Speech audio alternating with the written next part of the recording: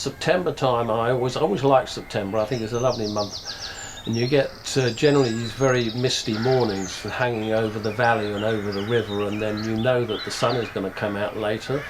And this is preparing, really, you're preparing the sheep at this time of year ready for the following season, when the wool needs to be in really good quality, and that come about May, June or July the following year, you're going to be starting the season again with shearing.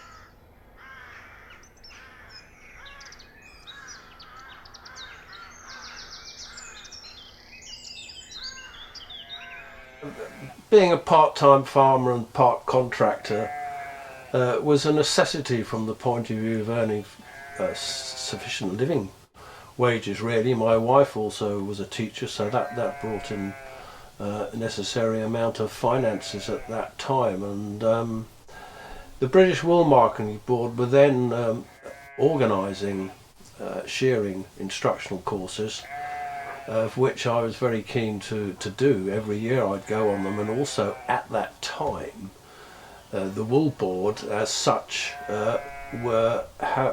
did have what was known as senior shearing instructors. I became a normal or standard shearing instructor, if you like.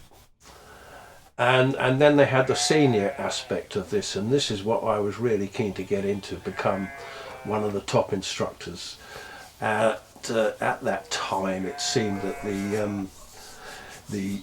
Wool Board had sort of sufficient money to more or less sponsor a lot of this stuff, which was very beneficial as far as I was concerned.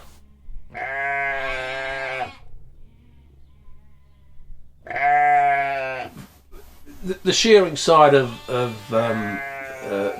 with the sheep husbandry has certainly from my point of view has been fantastic, and because of getting involved so much with it, I've been able to travel the world quite a bit, and New Zealand in particular.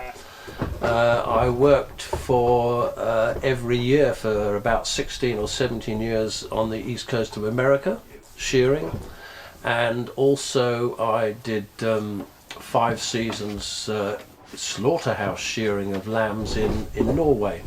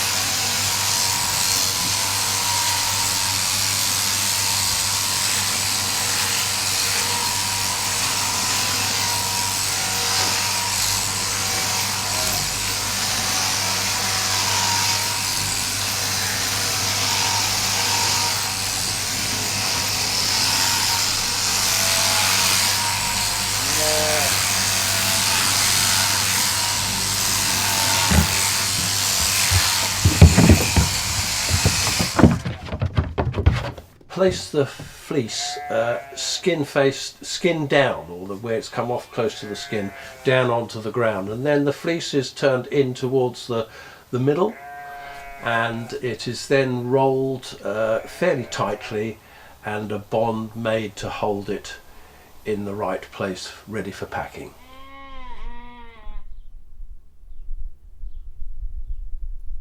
This piece of wool that I've pulled out here is known as the staple, and it's the length from the skin to the outside. And the value of a fleece is twofold, really. The main thing is its strength, so when you pull it, it's not going to break. And this is a good one because this is a sheep that hasn't had a lamb, so she hasn't had any setback at all. So the length of that is of value and can be easily spun and processed. The other thing too is, you'll probably notice with this fleece, there's a lot of yellowing here.